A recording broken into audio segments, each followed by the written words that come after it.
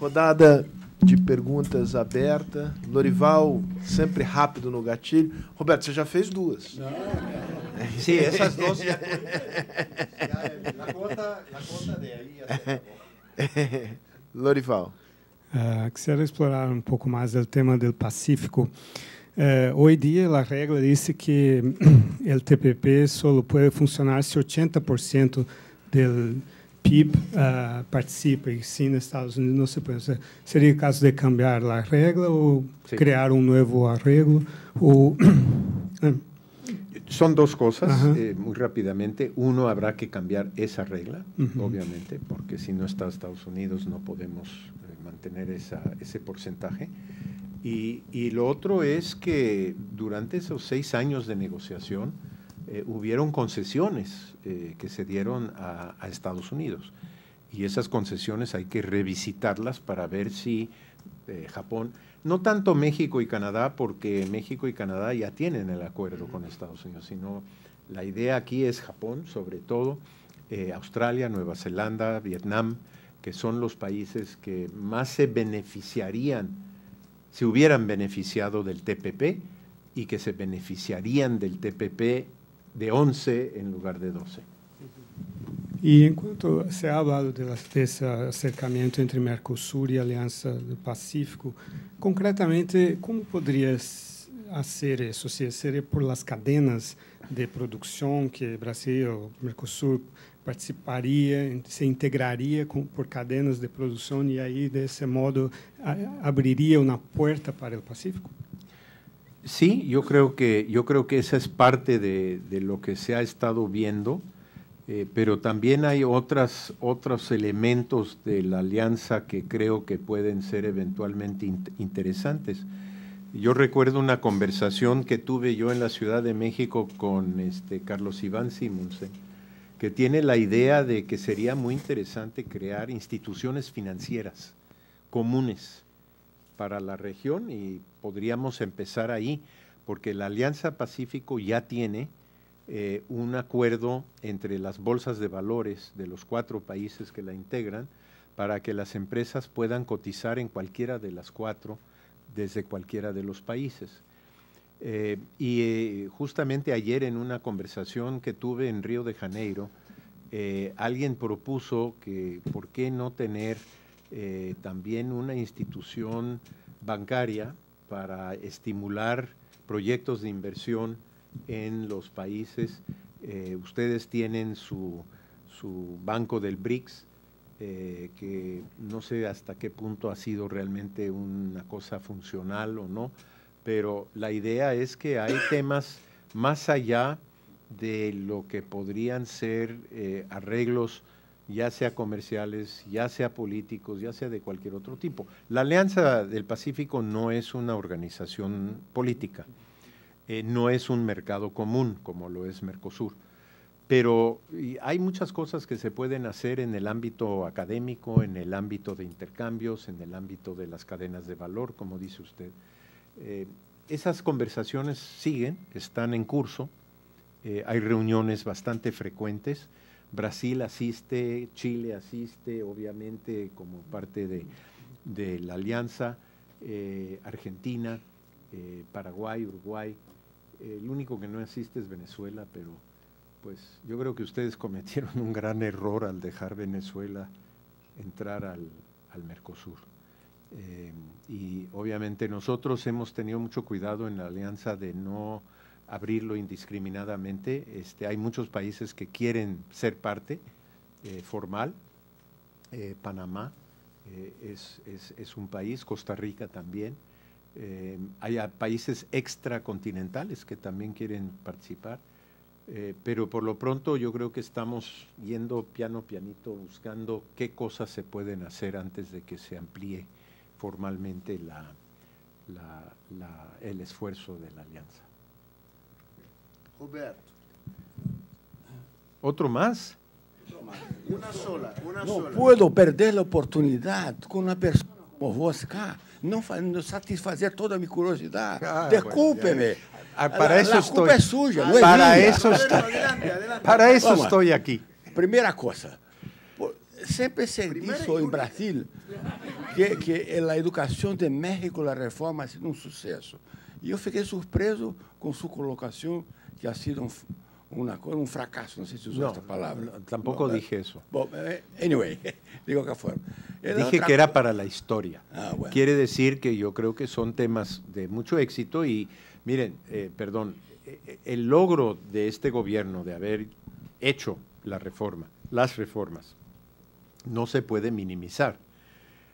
Los gobiernos anteriores del PRI y del PAN habían tratado infructuosamente de hacerlo y este gobierno lo pudo hacer.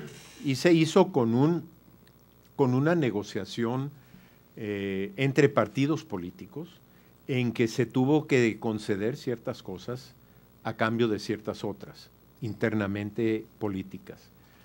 Yo no minimizo ese logro. Lo único que le digo es que desde el punto de vista de opinión pública en México y del bolsillo, todo esto es para el futuro, es para ver dentro de años. No es algo que le vaya a beneficiar ni al gobierno actual ni al PRI en una elección el año que entra. Por esta razão é que não se fazem reformas de educação, porque o governo não prioriza, porque os benefícios não vão ser sentidos em sua administração, e sim próxima, e não lhes traz dividendo político. Mas a segunda questão, estava numa reunião, fui fundador do CEAL, Conselho Empresário da América Latina, estava numa reunião explicando, ou tentando explicar a um amigo mexicano e a um outro grupo, o problema que estavam passando no Brasil.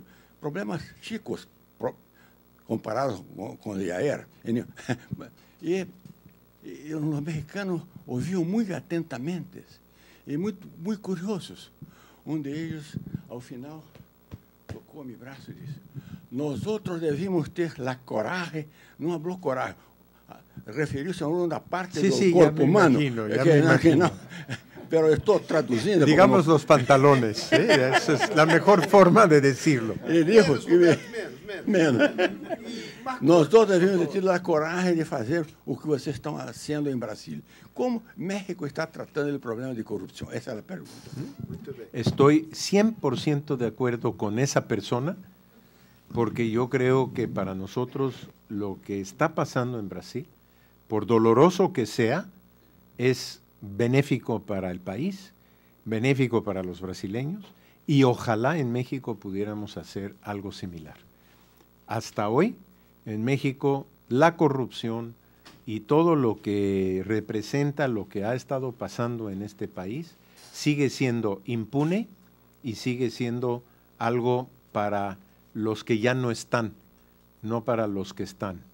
Y eso es una gran diferencia. Y yo sí creo que Brasil representa un modelo que deberíamos seguir en México, en ese sentido. En lo que se refiere a la justicia, en lo que se refiere a la procuración de justicia y la independencia del Poder Judicial. Buenas tardes, soy Vladimiro Villalta de El Salvador. Gracias a la Fundación, embajador Rosenthal, y gracias a los colegas de México por la invitación. Economías como centroamericanas son pequeñas, pero nos intentamos integrar a lo que es la cadena de valor. Tanto así es el esfuerzo del Salvador de mantener aquí una oficina comercial de inversiones y de turismo. Pero me gustaría mucho aprovechar esta oportunidad que usted dice de dialogar.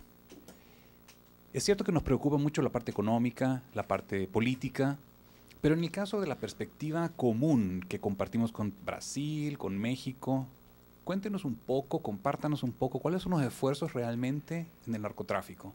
Porque el problema no es nuestro, centroamericano.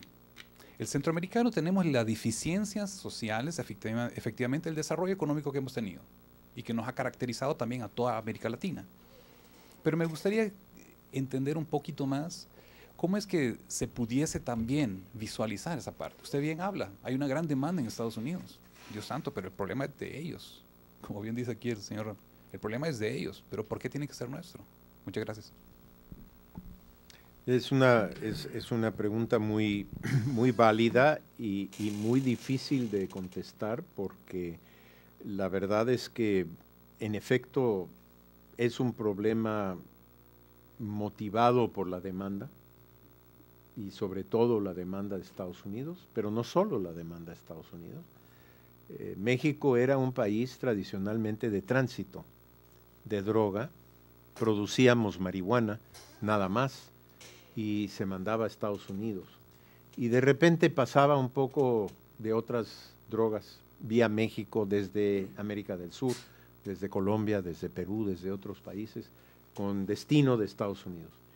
Hoy en día, México es un país de tránsito todavía, de consumo y de producción. O sea que tenemos las tres cadenas de valor en lo que se refiere a esta industria, que es una industria grande, es una industria que produce muchos miles y millones de dólares a quienes se dedican a ella, al negocio. Y francamente yo, en lo personal, no veo otra solución más que la descriminalización de la droga en Estados Unidos, como ya está empezando a pasar. Ya hay, bueno, Colorado, Washington, California ahora seguramente este año va a descriminalizar el uso por lo menos de la marihuana. Pero Estados Unidos tiene un problema muy serio que no se limita al consumo de droga ilícita. Estados Unidos tiene el problema mayor en el consumo de droga lícita, de los opioides que consumen por receta médica. Y hay ahora una situación de salud pública en Estados Unidos que se está empezando a conocerse más. Y bueno, pues yo lo único que puedo esperar es que un día tengamos una situación con la droga como la tenemos ahora con el alcohol o con el tabaco, que a sabiendas de que causa daño a la salud, pues la gente decida que ya no va a usarla. Pero mientras tanto, el problema es una cadena de valor que incluye a Centroamérica, incluye a Colombia, incluye a Perú, incluye a Brasil, a Europa. Un día vi una gráfica, un mapa que me enseñaron en la Procuraduría de la República de México, de las rutas que sigue la droga para llegar a Estados Unidos. Es una cosa que me llamó mucho la atención. Hay producción de droga en América del Sur, sobre todo obviamente cocaína, que va, porque ya es más difícil llegar a Estados Unidos vía México, vía el Caribe, lo que quieras, que va a Europa, de Europa a Canadá, y de Canadá baja la frontera a Estados Unidos. Y aún ahí es un negocio. Entonces, es una cadena de valor como cualquier otra, un negocio integrado. Y mientras no se rompe esa cadena, de alguna manera, pues vamos a seguir siendo víctimas, pero víctimas que hoy en día tenemos también problemas de consumo y de producción. México es el principal productor de metanfetaminas que llegan a Estados Unidos.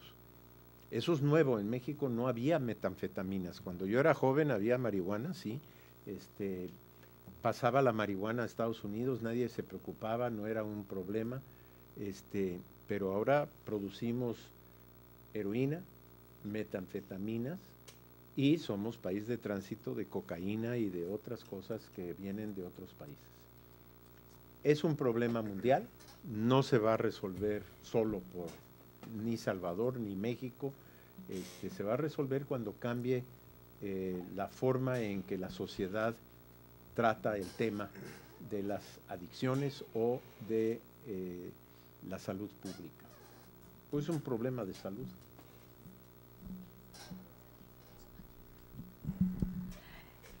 Bueno, mi nombre es Marcela, yo soy estudiante de maestría y estuve en México ahora por 4 veces en la UNAM. Y tengo 2 preguntas. Una es acerca de las negociaciones ahora con Estados Unidos, o sea, ¿qué puede utilizar México en las negociaciones? Porque algo va a salir, ¿no?, en la interdependencia de los países, o sea, la intensidad de los flujos comerciales y todo, entonces algo va a salir. ¿Y qué puede utilizar México como carta? El gobierno mexicano habla mucho acerca de la negociación migratoria, que va a negociar el tema de manera integral, pero, o sea, ¿qué fuerza tiene México en ese proceso? Y la otra, acerca de la diversificación de las relaciones exteriores de México. O sea, en otros momentos de la política exterior, como en los años 70, hubo una política exterior muy activa y más condiciones para que la diversificación fuera hecha, pero esto no pasó. Yo sé cuáles son las condiciones ahora, porque el gobierno mexicano tenía que tener una estrategia, cambiar la estrategia de inserción internacional, y Peña Nieto no me parece que tiene fuerza para eso, ¿no? Entonces, ¿cuáles son las condiciones para la diversificación? Gracias. Gracias. ¿La pasó bien en México? ¿Estuvo contenta? Sí. ¿Sí? Sí, qué bueno. Ya quiere regresar. Por la sonrisa se puede decir que sí. Siempre bienvenida.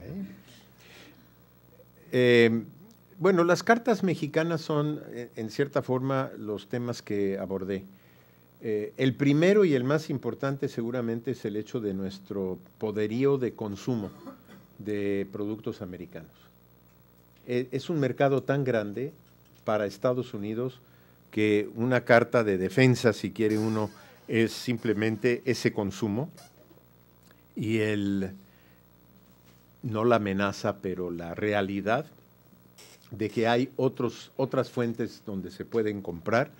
Cuesta más quizás traerla de Brasil o traerla de otros países, pero cuando la diversificación se vuelve tema de seguridad nacional, como es el caso en este momento, y no era el caso cuando, en la época en que usted mencionó, hay más incentivos, más necesidad de hacerlo. Pero quizás el tema, la carta más importante para Estados Unidos que tiene México frente a una negociación en la relación bilateral es el tema de la seguridad de Estados Unidos, lo que ellos llaman el Homeland Security, ¿no? Porque tener un vecino al sur débil, enemistado, irritado, etcétera, no le conviene a Estados Unidos. No le conviene por su seguridad, no le conviene por la cooperación que se le ha estado dando precisamente en este tema de los flujos migratorios de terceros países, no mexicanos, sino de Centroamérica y de otras partes. Tiene que ver también con la seguridad física de los Estados Unidos. Afortunadamente, desde el 11 de septiembre de 2001, no ha habido un solo incidente de un terrorista o de alguien que le desee mal a los Estados Unidos que haya pasado por la frontera de México. Y es una frontera grande, es una frontera larga. En cambio, en la frontera canadiense, uno de los primeros incidentes que hubo fue un tipo que pasó con unas bombas en un coche desde Canadá a Estados Unidos. Entonces, le conviene a Estados Unidos, y más que le conviene, yo diría que es imperativo para Estados Unidos tener una frontera segura con México para su propia seguridad interna. Y yo creo que esa es la carta más importante que México puede tener cuando se sienta a hablar con ellos. Porque en el momento que nosotros les digamos, ya no vamos a cooperar, eso abre una serie de problemas para los americanos. Y no solo en cooperación, digamos, en el tema de crimen organizado o droga, sino, por ejemplo, en extradiciones, en asistencia mutua jurídica, en todos los temas, digamos, que tienen que ver con el rubro seguridad.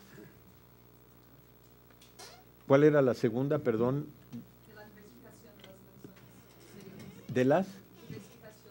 Bueno, lo contesté, ¿no? Que yo creo que ahora hay un imperativo que no había. Cuando eres vecino de un país, pues esa es una ventaja comparativa muy grande. Y uno puede hablar mucho de diversificación, pero cuando sigue habiendo la posibilidad de comprar y vender al vecino que está en el mismo uso horario y que poco costo de transporte, etcétera, eso es una enorme ventaja. Pero si esa ventaja se va a poner en peligro de desaparecer o de cambiar, entonces hay un imperativo de buscar alguna alternativa. Muy bien, yo tengo una pregunta. Y la pregunta es, ¿quién es, qué representa y qué riesgos plantea para México López Obrador? Eso me lo acaba de preguntar una periodista. O sea que creo que estabas escuchando. No. No es un personaje menor en México. No, no es un personaje menor, es un individuo que era del PRI, viene del sistema, no hay que olvidar eso. Fue fundador del Partido de la Revolución Democrática, junto con Cuauhtémoc Cárdenas y otros, Porfirio Muñoz Ledo, en fin. El hijo de Lázaro Cárdenas. El hijo que se llama Lázaro, de Cuauhtémoc Cárdenas. Él decidió en un momento dado que ese partido no le daba la oportunidad suficiente para postularse. Digo, se postuló 2 veces como candidato del PRD, perdió las 2 veces. Él alega que le robaron la elección en una de esas ocasiones, pero bueno, independientemente de eso, decidió en un momento dado salirse del PRD y formar su propio partido, que como digo no es realmente un partido, es un individuo, que se llama Movimiento de Morena, ¿no? Movimiento de Renovación Nacional. A lo largo de su carrera política, desde que el PRI decide no postularlo para la candidatura de gobernador de su estado, Tabasco, ha tenido una serie de actuaciones. Fue regente de la Ciudad de México, gobernador de la Ciudad de México, y ha tenido una serie de actuaciones que a lo largo del tiempo, porque lleva 15 años en campaña permanente para ser presidente de la República, es un poco como Lula aquí, que trató y hasta que lo logró. En esos 15 años que lleva queriendo ser presidente, ha tenido un discurso relativamente populista, bastante de izquierda, diría yo, pero ha ido moderando a lo largo de los últimos meses el discurso, abriendo pues la posibilidad de una relación más cercana con el sector privado. Ha ido a los Estados Unidos, cosa que nunca había hecho antes. Ha hablado en algunos de los think tanks en Washington, en California. Fue a Nueva York, no le fue bien con la comunidad mexicana en Nueva York. Es un individuo que para mí es un poco impredecible decirte cómo sería si fuera hoy presidente de México. ¿Perdón? ¿Qué edad tiene? Edad debe tener 60 y tantos años. No sé exactamente qué edad tiene, pero al igual que Lula, hay muchos paralelos con Lula, al igual que Lula tuvo cáncer, se curó del cáncer, enviudó, en fin, hay temas, pero es muy difícil contestar tu pregunta, Sergio, porque la verdad es que es un poco esta cosa del discurso frente a lo que pasa cuando te sientas en la silla presidencial y ves que tienes pues toda una serie de presiones y de intereses que te presionan, ¿no? Hasta ahora, lo que le recordamos nosotros los mexicanos a López Obrador es que cuando perdió la primera vez la elección, consiguió 150 a 200 seguidores, se sentó en medio del Paseo de la Reforma de México y cerró el Paseo de la Reforma y la circulación durante varios meses, lo cual incomodó a los mexicanos, como no te puedes, a los que vivimos en la Ciudad de México, como no te puedes imaginar. Es como si el Paulista aquí la cerraran por 6 meses. Aquí casi esto. Pero no cerrado permanentemente. Esto era 24 horas, 7 días a la semana. Entonces, yo, por ejemplo, y muchos habitantes de la capital, tenemos un enorme enojo por todo lo que hizo, porque nos incomodó enormemente. La Reforma es el eje de la ciudad, y para pasar del lado sur al lado norte de la ciudad tenías que pasar por Reforma, y si no pasabas por Reforma tenías que dar unos rodeos de horas. Él creó un ministerio paralelo. Creó un ministerio, una presidencia paralela, se llamaba Presidente Legítimo de México. Creó un gabinete, un colega mío jubilado, lo nombró canciller legítimo. Todo eso duró poco y ahora tiene otro discurso. Ahora tiene un discurso que él no es radical, que no quiere.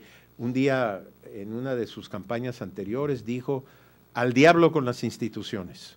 En México hay que tirar todas las instituciones porque todas están corruptas, no sirven, etcétera. Eso asustó mucho en México, asustó al sector privado, asustó a mucha gente. Ya no dice eso. Ahora dice que no quiere cambiar las instituciones, las quiere remendar. Por eso digo, hay muchísimos paralelos. Yo recuerdo una conversación telefónica, una llamada telefónica que me hicieron el día que Lula fue electo. Me llamaron para decirme que si yo tenía papel brasileño, inversiones en Brasil, vendiera yo todo de inmediato. Y te voy a confesar que no solo no vendí, sino que compré. Y me fue muy bien. Bueno, encantado. Muchas gracias. Gracias, Sergio. En un año, y mis saludos al presidente. Plazo, de nuevo acá. Aquí estaremos. Y Para mis usted. saludos al presidente Cardoso. Y ahora la película de la... Una película, sí, por favor. un comercial. No mío, ¿eh? Es de la cónsul. Sí.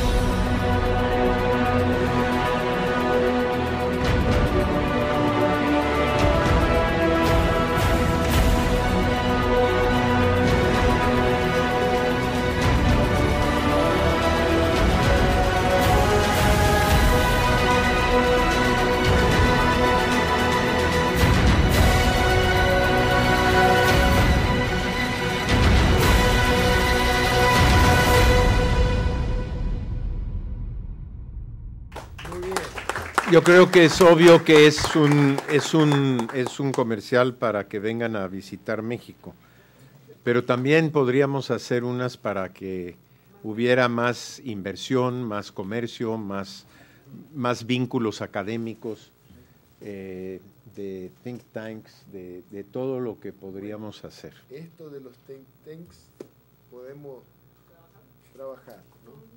Inversión, lamentablemente, me falta la guita, como dicen los argentinos.